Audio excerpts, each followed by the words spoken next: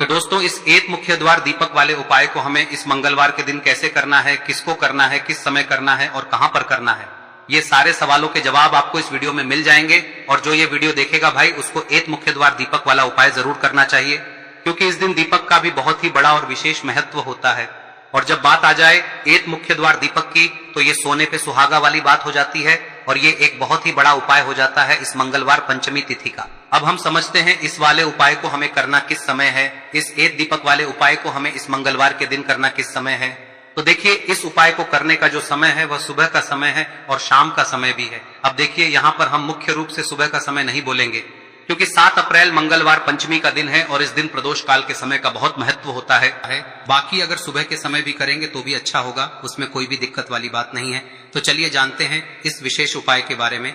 लेकिन उससे पहले एक प्रार्थना, अगर आप इस चैनल पर नए हैं तो आप इस वीडियो को लाइक करें, चैनल को सब्सक्राइब करें और कमेंट बॉक्स में आप अपनी राशि या अपना नाम जरूर डाल दें, क्योंकि हम राशि से जुड़ा भाग्य भी बताते हैं और भाग्य में चल रही परेशानियों को दूर करने के लिए वह आसान से आसान उपाय भी बताते हैं। तो चलिए अब हम अपने सबसे पहले उपाय की बात कर लेते हैं। देखिए, वैशाख मास के दिनों में विशेषकर भगवान शिव और माता पार्वती और विष्णु भगवान का पूजन किया जाता है। अब साथ ही साथ मंगलवार पंचमी का दिन भी पड़ गया है, तो ऐसा समझ लीजिए आपके जीवन में धन भी आएगा, सुख भी आएगा, धन बढ़ेगा भी और साथ ही साथ आपके जीवन के सारे संकटों को भगवान शिव जी दूर कर देंगे। तो चलिए सबसे पहले बात कर लेते हैं सबसे पहले उपाय की, जो कि मंगलवार वाले दिन आपको विशेषकर करना है। और इस उपाय को करने से आपकी कोई भी ऐसी इच्छा, कोई भी विश जो अभी तक अधूरी है, पूरी नहीं हो रही है, तो आपकी बड़ी से बड़ी विश और मनोकामना भी पूरी हो जाती है जब आप मंगलवार पंचमी वाले दिन इस पहले उपाय को कर लेते हैं। तो देखिए, आप सभी जानते हैं कि श्री हरि विष्णु जो है उन्हें तुलसी दल सबसे प्रिय है। बिना तुलसी माता के श्री हरि विष्णु अधूरे हैं और बिना तुलसी पत्तों के श्री हरि विष्णु का भोग अधूरा है। अब श्री हरि विष्णु को प्रसन्न करके आप अपनी किसी भी मनोकामना को पूरा कर सकते हैं, क्योंकि श्री हरि विष्णु प्रसन्न हो गए तो आपकी कोई भी विश और इच्छा मनोकामना अधूरी नहीं रहेंगी। तो आपको तुलसी के 5 पत्ते लेने हैं। अब ये 5 तुलसी के पत्ते जो आपने लिए हैं, ये 5 तुलसी के पत्ते आपको श्री हरि विष्णु को अर्पित करने हैं। अपने घर के मंदिर में ही ठीक है, ऐसा आपको करना है। आपके घर में श्री हरि विष्णु की कोई मूर्ति है, प्रतिमा है, वहां पर यह 5 तुलसी के पत्ते आप रखें और साथ ही साथ एक देसी घी का दीपक गोल बाती का आपको लगाना है और ओम नमो भगवते वासुदेवाय नमः इस मंत्र का आपको 11 बार जप करना है।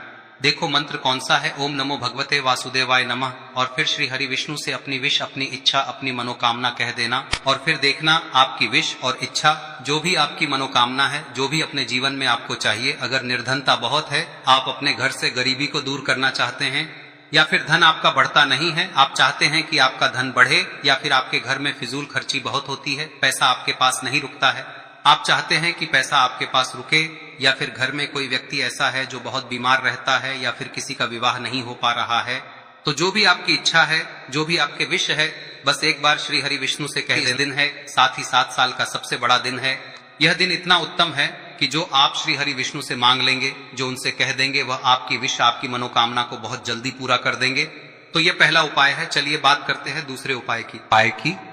देखो, यदि आपके जीवन में आर्थिक संकट बहुत अधिक हो रहे हैं, धन की समस्या लगातार जीवन में बनी हुई है, एक एक रुपयों को प्राप्त करने के लिए आपको बहुत अधिक मेहनत कर रहे हैं, तो आज रात्रि में सोने से पहले आपको हो यह चमत्कारी दीपक का उपाय अवश्य करना है। या फिर यदि आपका जो व्यापार है, बिजनेस है, दुकान है, वह अच्छे से नहीं चल पा रही है, तो आज रात्रि में इस विशेष दीपक का उपाय आपको अवश्य करना चाहिए। देखो दोस्तों, दीपक हमारे घर में सभी नकारात्मक शक्ति को बाहर करता है। यह उपाय आपको साल में केवल एक बार करने का ही मौका मिलता है। देखिए, इस उपाय के लिए आपको तुलसी जी की जो सूखी लकड़ी होती है उसे ले लेना है। देखिए दोस्तों, यदि आपके पास पुरानी तुलसी जी की लकड़ी है तो उसे आप ले सकते हैं, और यदि आपके घर में तुलसी जी जो लकड़ी है वह सूखी हुई है तो उसकी लकड़ी आप तोड़ के इस्तेमाल कर सकते हैं।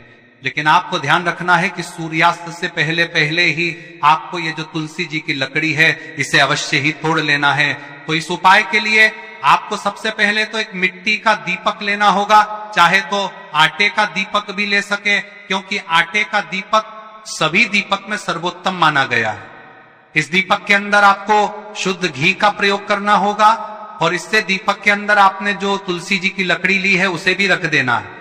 लेकिन ये जो तुलसी जी की लकड़ी है इसमें आपको चारों तरफ अच्छे से घी लगा लेना है।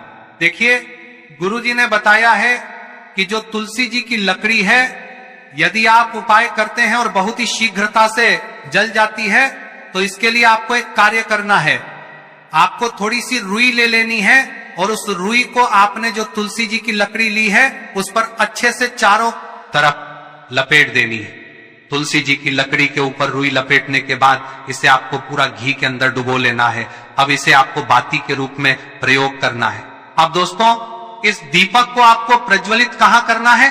तो इस दीपक को आपको या तो भगवान विष्णु के सामने प्रज्वलित करना होगा, या फिर आपको भगवान श्री राम के सामने प्रज्वलित करना होगा, या फिर भगवान कृष्ण के सामने, यानी कि भगवान विष्णु के जो भी अवतार हैं उनके सामने आप ये दीपक प्रज्वलित कर सकते हैं। या फिर आप इस दीपक को माता तुलसी जी के सामने भी प्रज्वलित कर सकते हैं। पूज्य गुरु जी ने बताया है कि जो भी व्यक्ति इस प्रकार से तुलसी जी की डंडी से या दीपदान कर देता है, उसके जीवन में कभी भी धन की समस्या नहीं होती है। इसीलिए आपको ये पूरे साल में केवल एक बार ही मौका मिलता है। इस उपाय को करके देखना, आपकी सभी इच्छाएं जरूर पूर्ण होंगी। ये जो उपाय है रात्रि में सोने से पहले करना है। अब बताते हैं तुलसी के गमले में आपको वह कौन सी चीज डालनी है जिस उपाय को करने से आप अपने जीवन में महाधनी बन जाएंगे। इतना धन आपको मिलेगा कि कभी भी आपके धन में कमी नहीं आएगी, कभी भी आपका धन बर्बाद नहीं होगा। आपके पैसे की बर्बादी बिल्कुल आपके जीवन से रुक जाएगी। और जो लोग कहते हैं कि घर में पैसा तो आता है, पैसा रुकता नहीं है और पैसा बढ़ता नहीं है, वृद्धि नहीं हो रही है, उन्हें भी विशेष यह तीसरा दिन जरूर करना चाहिए। तो देखिए, पहले ही आपको बता दिया कि श्री हरि विष्णु की पूजा और उनका भोग श्री मतलब तुलसी मैया के बिना अधूरा है ना। और तुलसी मैया जो है वह श्री हरि विष्णु के बिना अधूरी है। तो देखिए, जब भी आप तुलसी का कोई उपाय करेंगे तो सीधे सीधे आप श्री हरि विष्णु को प्रसन्न कर लेते हैं। अब व्यक्ति को, यानी जो भी व्यक्ति है, किस व्यक्ति को कितना धन देना है, यह श्री हरि विष्णु के हाथ में होता है। धन देने का काम माँ लक्ष्मी करती है, जो कि माँ तुलसी का ही एक रूप है। माँ तुलसी जो है यह माता लक्ष्मी का ही स्वरूप है ना। तो आपको करना क्या है, आपको लेनी है यहाँ पर हल्दी पिसी हुई, जो कि श्री हरि विष्णु से जुड़ी हुई है, आपके गुरु गृह से जुड़ी हुई है, आपकी कुंडली में गुरु को मजबूत करती है, सुख सौभाग्य को खींचने का काम करती है, धन को बढ़ाने का काम करती है।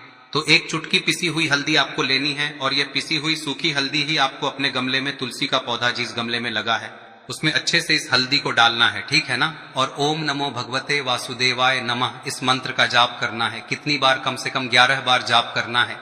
ओम नमो भगवते वासुदेवाय नमः इस मंत्र का जाप करते रहना है और हल्के हल्के से तुलसी के पौधे में आपको पूरे गमले में पीसी हुई हल्दी का छिड़काव करना है। तो देखिए, जो व्यक्ति लेता है, ऐसा समझ लीजिए अपने जीवन से नहीं आने वाली 7 पीढ़ियों के जीवन से निर्धनता और गरीबी को दूर कर देता है। क्योंकि हल्दी जो है ना, यह साधारण नहीं है।